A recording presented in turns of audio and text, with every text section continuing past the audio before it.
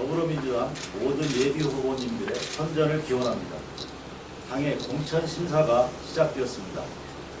통과한 후보와 탈락한 후보가 결정됩니다.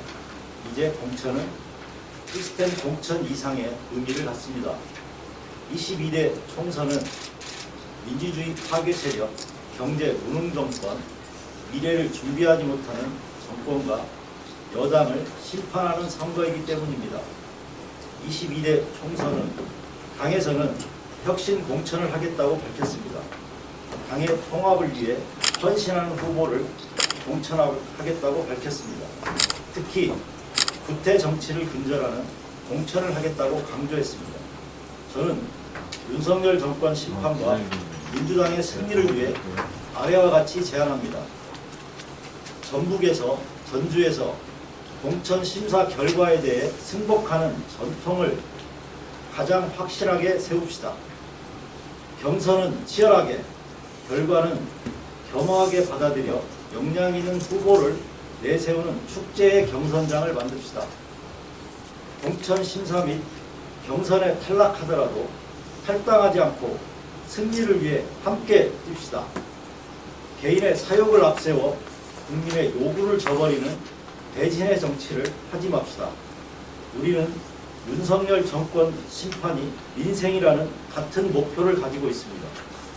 결과에 불복해 이낙연 신당에 합류하거나 무소속 출마로 당을 분열시키는 행위를 하지 않을 것을 당원과 전북 도민에게 약속합시다. 저의 제안에 화답해 주십시오. 이것이 민주당의 길입니다. 감사합니다.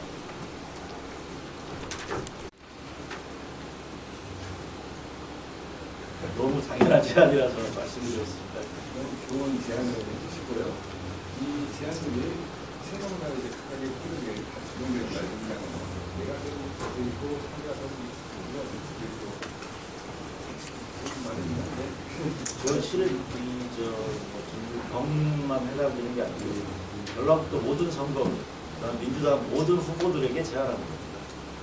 이게 당이 지금 이제 제3시대 일각에 새로운 당이 생긴다 하다 보니 경선 결과나 공천 결과에 불복하는 사람들이 나올 수 있는데 민주당의 공천 신청을 한 민주당의 공직 후보 출마자라고 하면 어떤 결정이라도 승복해야 된다 이런 말씀을 드리고 싶습니다. 우리가 지금 준비해서 만약에 황현석 후보가 우리가 못하면 정몽 후보를 듣고 정몽 후보가 생각 못하면 황현석 후보를 듣겠다 그런 얘기를 드리고 있는데 저는 황현선의 길은 황현선의 길입니다. 누구와 같이 하는 정치가 아니고 모든 사람이 같이 하는 정치가 된다고 생각하고 저는 민주당에 도움되는 게 어떤 겁니다. 민주당의 미래에 어떤 것이 도움이 될 것인가 이런 이야기를 하고 있습니다. 그래서 누가 누구와 합종 연행한다 이런 정치적 계산보다는 도민들에게 전북의 미래를, 전북의 비전을 그리고 민주당의 미래를 말씀드리는 게 맞다고 생각하고 그 길에서 같이 하면 같이 하는 거고 어떤 정치적인 거래나 정책 계산에 의해서 선거운동을 하지 않습니다. 그러면 정동영 전 의원께서 출마하시는 게 상당히 도움이 된다고 생각합니다. 정동영 의원의 선택은 결국은 도민과 중앙당과 전국적인 선거의 관점에서 판단될 거라고 생각하고요. 그 부분에 대해서는 저는 어떤 결정을 하든 그 결정에 따르겠다고 했습니다. 아니 당에 도움이 된다고 생각하시죠? 지금 현재 도움이 되느냐 안 되느냐에 대한 판단은 저 개인적인 판단보다는 중앙당 전체의 판단이라고 생각하고 제가 어떤 말씀을 드려도 선거의 전략적 대응이다 이런 판단이 될 수 있기 때문에 저는 도민들의 현명한 선택을 그냥 믿고 기다리겠습니다. 경선 전에 합종 연행은 안 하겠다는 뜻으로 해석하면 되나요? 네, 그렇게 생각하시면 됩니다. 저는 끝까지 제 길을 갈 겁니다.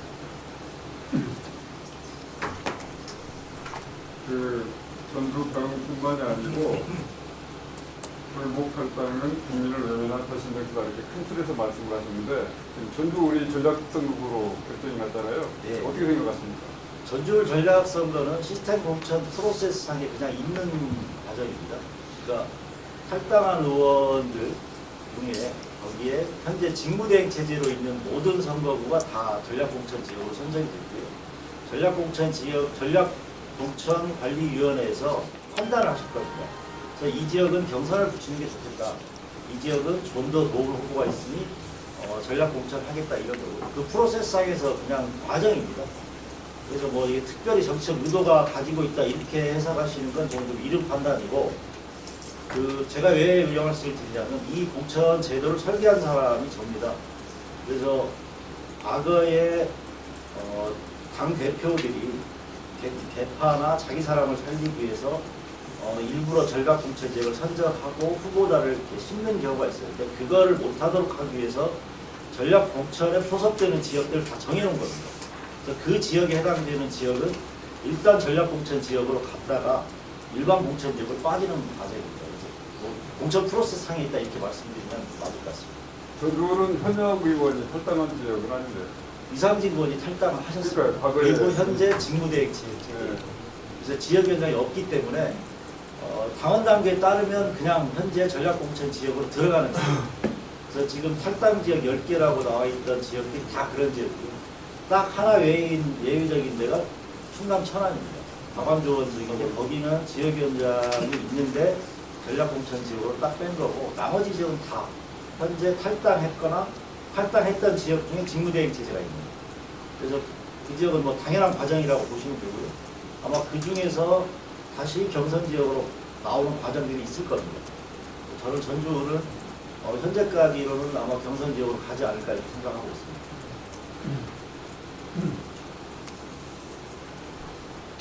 저기 그 신대부 신문 여론조사 아직 나왔나요?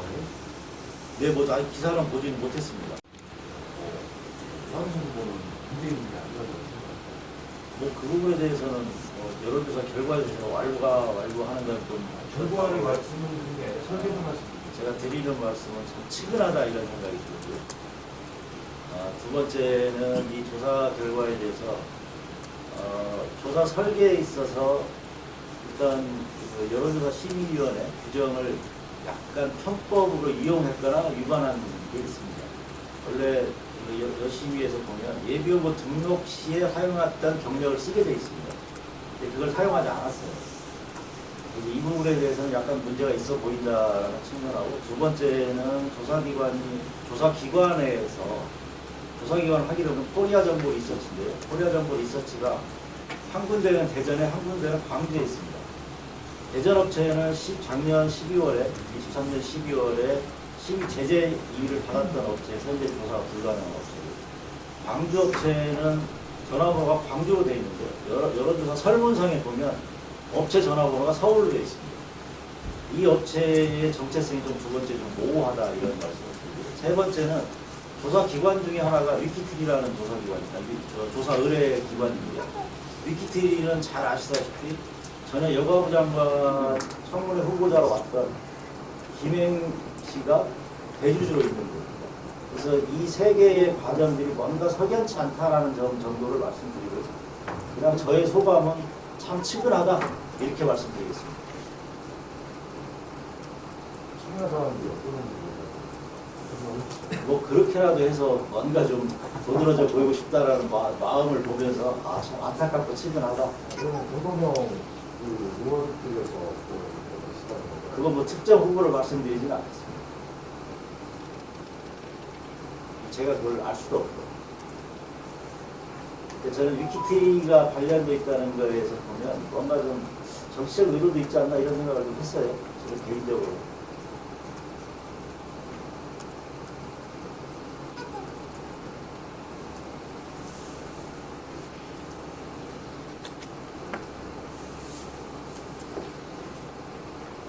그래서 하자라고 드린 말씀이 전라북도 전체 후보들이 좀 화답했으면 좋겠다. 언론 여러분들께서 그 점을 좀 많이 반영해 줬으면 좋겠습니다.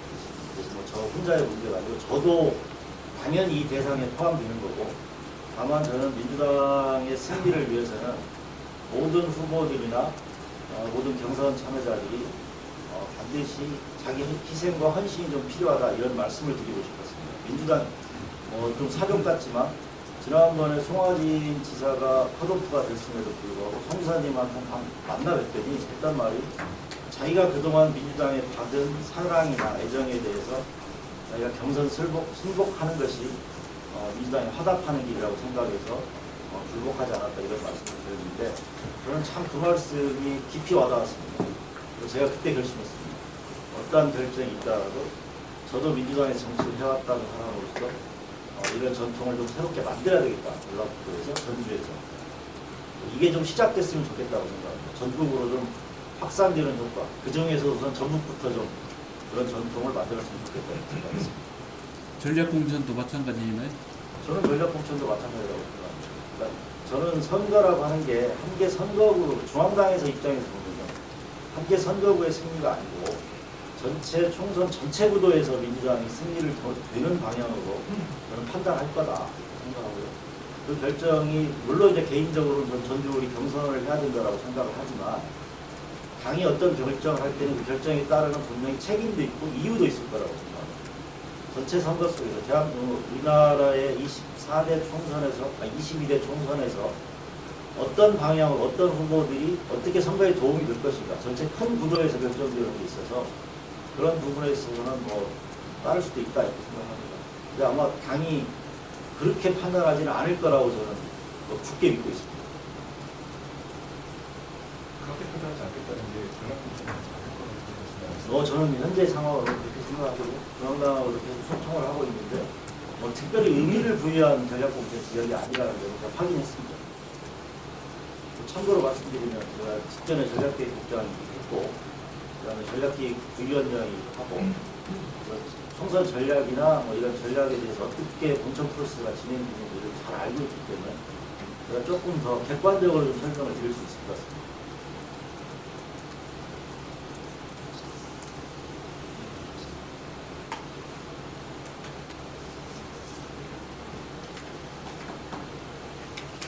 질문 좀 주시면 이상 마치겠습니다. 고맙습니다. 조사와 관련해서는 아마 뭐 상당한 기법도 많이 알고 있고 여러 가지 뭐 꼼수를 쓰려고 하면 설계 문항에서 어떻게 하면 뭐 조사를 한 5%, 10%를 올리게 할 수 있는지 잘 아는데 그렇게 정치를 하지 않겠다고 결심했고 그렇게 정치하는 게 아니라고 배웠습니다. 그래서 전라북도에서 조금 더 당당하게 정치를 해보겠습니다. 진짜로 마치겠습니다. 네. 고맙습니다. 수고하셨습니다.